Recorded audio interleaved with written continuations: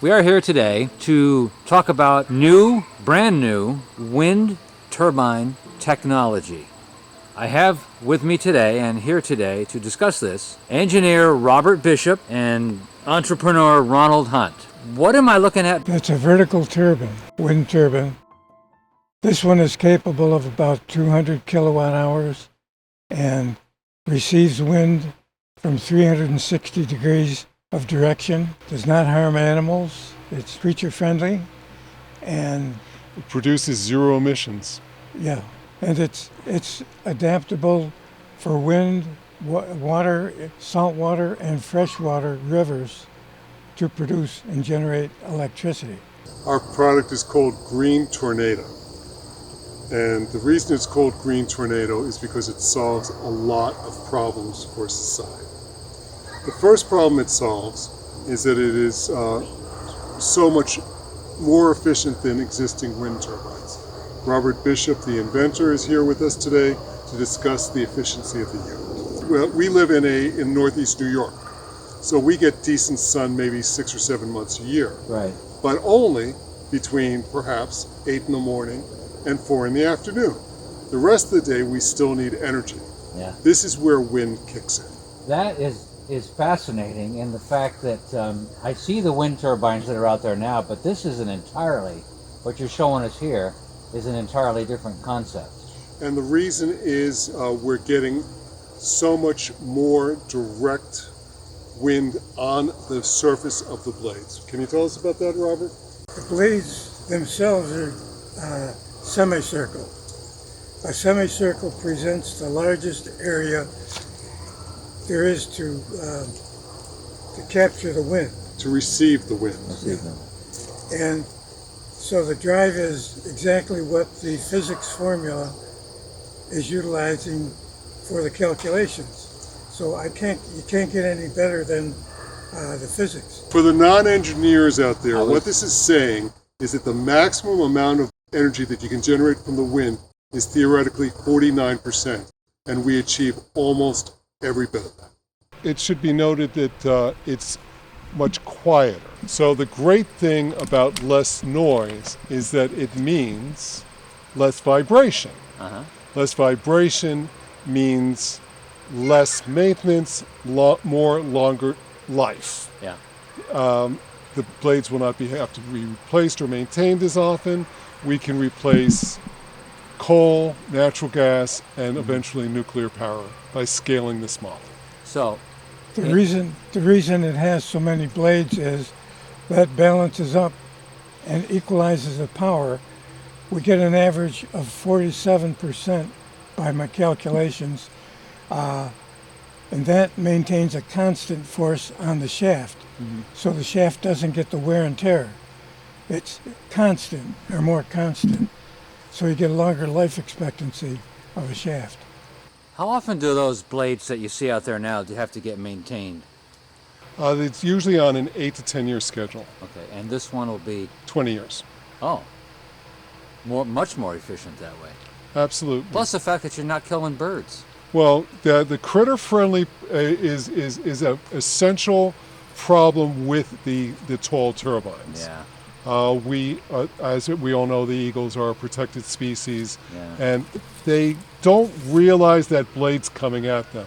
Because this is an enclosed system, they will bounce as opposed to perish. Oh. And it's visible, so they won't fly into it. Yeah, they'll be able to see it. Yeah. They won't, less surprise. That's where the blade coming down at the speed that it's going. You can't even see it coming. Or a bird can't. But against different platforms, something this size could power, for instance, 5G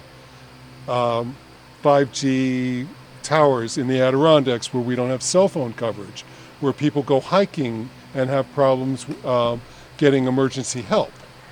So something a little bigger could power a house, 2 electric cars, and store 2 full batteries in your garage on the rare day that your wind is not blowing at 8 miles per hour. Wow. This 4 foot by 4 foot turbine that you see at 20 to 25 mile an hour wind will generate about 200 kilowatts a month. Oh, And your household use is 700 or 800 kilowatts, so one 4 times larger or a little wider would supply an entire month's supply of fuel if it was And wind what, blew. and one of the problems we're going to have coming with the electric car requirements we have in certain states like California yeah. is that the grid is not set up to supply that much energy at night when these cars are charging. Yeah. So by having your own source of electricity, that problem's solved. It has a 360-degree reception of wind, where the propeller type, you've got to be perpendicular. A very limited scope of reception. But Robert is the engineer here. I'm more of the chief operating officer. I try to coordinate everything else. Robert's background is running an office of 9,000 engineers at General Electric. Bob invented the ultrasound machine and also the surge suppressor. How long did it take from your conception of this to seeing this prototype model here? Well, there's probably, I went through at least a dozen, maybe 16 types of wind turbines. And I was trying to evaluate what the most efficient one was. I have a little wind tunnel in the cellar that I handled about a 1 foot square that I compared it with and looked for the RPMs that they generated until I found the most efficient. And that's where I found the semicircle was the most efficient. And others didn't seem to come up with it. I made a 3-blade style. This tier is 3 3-blade styles. Mm-hmm. And basically that's where this one came from. I saw how efficient that was, but when I put them together, merged them together like this, I'm getting way beyond what that is. The other one is probably, I'm going to say 30% to 40% efficient. And this one is far superior to that. Even that first one sounds like it's a bit better than the things that are out there It's now. better than the average, and I've patented it. And the patent process was a challenge because a lot of that happened during COVID. Right. So that took a little bit longer than we expected, but Bob got his patent in January, February of this year. Right, and it has 22 elements to it. It's a formula basically to generate possibly a more efficient system than this, but it's a formula, so I don't know how many it incorporates. They're yet to be developed. There's also an upgrade to the patent that's coming early 2023, where we'll have worldwide protection as well. Oh. We now have U.S. protection. Oh, I see.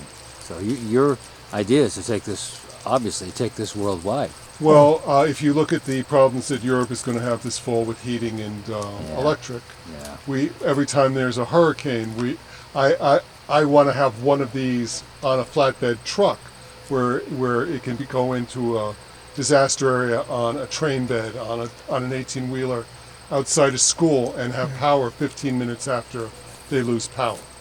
Something like this would have power, something that to scale could power all these relief sites in no time at all. Or, for example, for the military, where they're going in to set up a forward operation. They wouldn't have to send the Army Corps of Engineers with them a day ahead of time. They could do it half an hour ahead of time. Sure. They could drop it right in. So Especially, you were saying earlier that one of these could run your house. Yes. yes. Now they're All the time? Like, yes. Oh, if you Because made, this is why we have storage batteries in the garage. sure. I figure about 3 or 4 times this size. It could be a larger diameter, but installed on a house, there's some enhancements that make that even more efficient that the house has. Ah, So tell us about that. about 50% improvement. So this would produce 300 kilowatt hours, which is a half a a month's supply of electricity for the average house. And something like this could, if the unit is not bigger, it could be run in a series of two, and you would get double the Oh, yeah. power output and If I coverage. remember my circuits correctly, if you run them in parallel, right? Is that how that would work? Yes, or you can even stack them vertically, or Europe is now stacking something less efficient horizontally across the top of commercial stores. As far as you're talking about adding, getting the power from the two for your house, that would be much more efficient than one. Would you just effectively double the power? Is that what you do? 50%. It would be cumulative, yes. The numbers I got experimentally with my unit was approximately 50%. Okay. One of our challenges is getting university certification. We're in the process of doing that. We're very excited about that. How close is that right now? We're working with New York State right now, and we are hopeful to have our numbers verified again, Q1 next year. Mm-hmm. And you're confident that that's going to happen? Yes. Absolutely. Yes. Okay. And then it's just a matter of finding the right investors. Yeah. We're going to be fairly particular in I'm sure. who we license our technology to. Well, I say this is, I'm a layman, so to me, this is a no-brainer. This entire concept, compared to what I've seen out there already. I mean, I vacation in Vermont and I see these all the time, and I think they're the whole concept of wind energy is very fascinating to me. But this just ups the game so much, I Well, think. one of the advantages is the application on a side hill. The wind would be deflected up, so you're getting a concentration about double the wind, Yeah. or something like that, driving the circular blades. So you'd get much more, if it's a 20-mile-an-hour wind, you might get effectively a 30 or 40-mile-an-hour wind, just by placing it horizontally. So that's something an engineer would know, obviously, because you can. Oh wow! Okay. And you could have a dozen on a side hill, like GE puts one on the top. I could go right up with a string, probably every 10 feet, 20 feet, having a separation. You'd get more protection during bad weather. Mm-hmm. In other words, if you had an ice storm or a hurricane, you could protect it. You could put a cover over it. Yeah. Or if it's vertical, how would you protect it from a hurricane?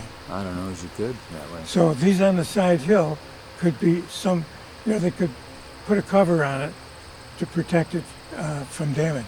Also, we're hopeful for a future prototype which we can immerse into the oceans and other river sources, where it will generate electricity. So this will at high work tide. underwater. Yes, and low tide. So you'd get energy both all day long. I don't believe there's a device that compares to it for tidal wave applications. There isn't one now.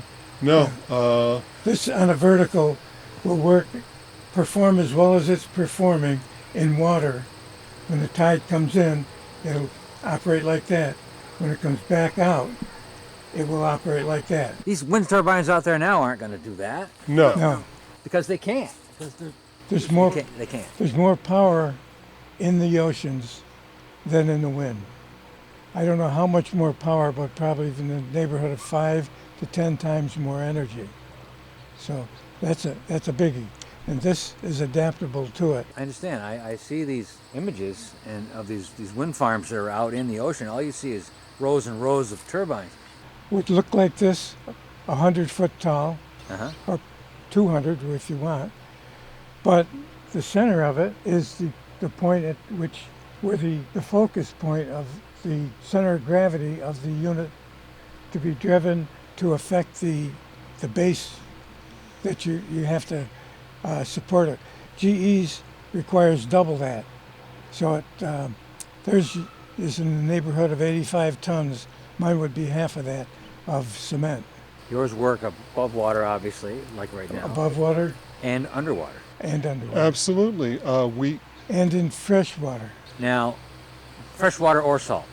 Yeah, it would only require putting it into the current, and it'll give it rotational impetus. You talked about critter friendly. Does that include fish? Yes, Sure. yes. They would go right. They'd come in and they'd go right back out. It would be Yeah, like they would just like circle it like a maze. it would be interesting to use them in Alaska for the salmon spawning. But we used to generate a lot of electricity by water in this country. Canada still does. So if we can upgrade those systems so we can produce 3 times as much energy with the same currents, can you imagine how much less oil and natural gas we would all be using? It would be phenomenal. I'd like to speak to that though, because every time I go to a wind or energy conference, there are brilliant people working on this problem, Chris. Yeah. We have amazing people taking huge swings and risks without reward, because whenever you start a project, whether it's something like this or anything energy related, there are iterations. It takes time, it takes money, it takes effort, it takes the ability to persevere through challenges. And that's where the entrepreneurship meets the engineering. And that's why it hasn't happened yet. The goal is to make enough money and to solve enough people's problems here. We can solve other big problems for society. Well, the whole basic idea is solving pain points and problems for people. Exactly. Well, that was my job. I worked at the Research and Development Center, and I was a headquarter engineer for GE Power Systems. So my job was to put technology in the field, and I put 27 new businesses and services in the field of these engineers times 9,000. So that was a lot of money generated for GE. So my talents were well distributed. And most of those were not patentable. They were just things I saw that inefficiencies. Billions and trillions of dollars Robert created for corporations in this region. Now we're going to save the rest of the world and Americans at least that much in their energy costs. These can be very small. I envision one about half the size that you can put on a trailer for camping, put it in a silo, raise it up, generate the electricity. Where you're always on a seashore, you have a 20-mile-an-hour wind, so you've got a source, you could power it, you wouldn't have to run your car. You'd be independent. There are unlimited uses. People come to us all the time with fantastic ideas of how this invention is going to change their lives for the better. But it's a process. We are in the process of getting to that point, getting the word out through social media, through film, through Netflix. However you're watching this today, you are going to share this with somebody who can help move us along, and that's where we're at. It's very cool how far we've come. We need some more wind in our sails. So we're looking for those people out there who want to solve these huge problems, and we know that they're out there.